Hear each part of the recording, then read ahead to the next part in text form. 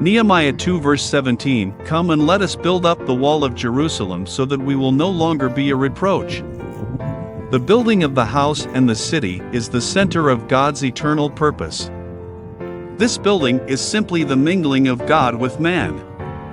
When Christ comes into us, that is the mingling. Therefore, the church is a mingling of divinity with humanity. When this mingling is enlarged and consummated to the fullest extent, that is the city. God dwells in us, and we in God. This is the universal, eternal mingling of God with man. We are His dwelling place, and He is ours. On a small scale, this is the house, and on a large scale, this is the city. The New Testament first tells us that Christ is our life. But eventually it says that Christ is our head. The house is mainly with the life, and the city is mainly with the head. After recovering the building of the temple, there is still the need to build up the city. The temple is the place of the Lord's presence, where we meet and serve the Lord, but it needs protection. The wall of the city is the defense to the temple.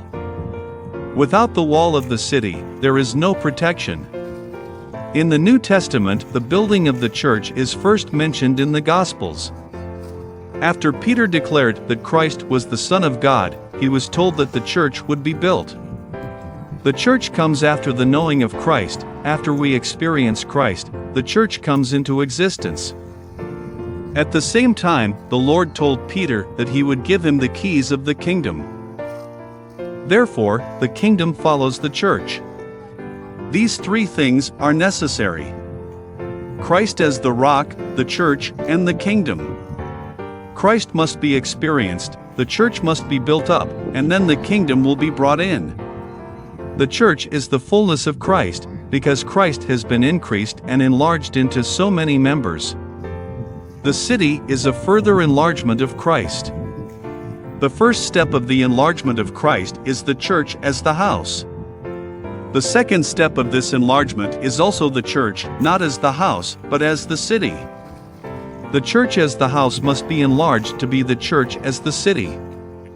The city is something larger and safer than the house. Eventually, the whole house becomes the city. Revelation 21 verse 22 says that there is no more temple in the city because the temple has become the city. The city is the tabernacle, the dwelling place. The city is the enlargement of the temple, the development of the house to the uttermost. Praise the Lord!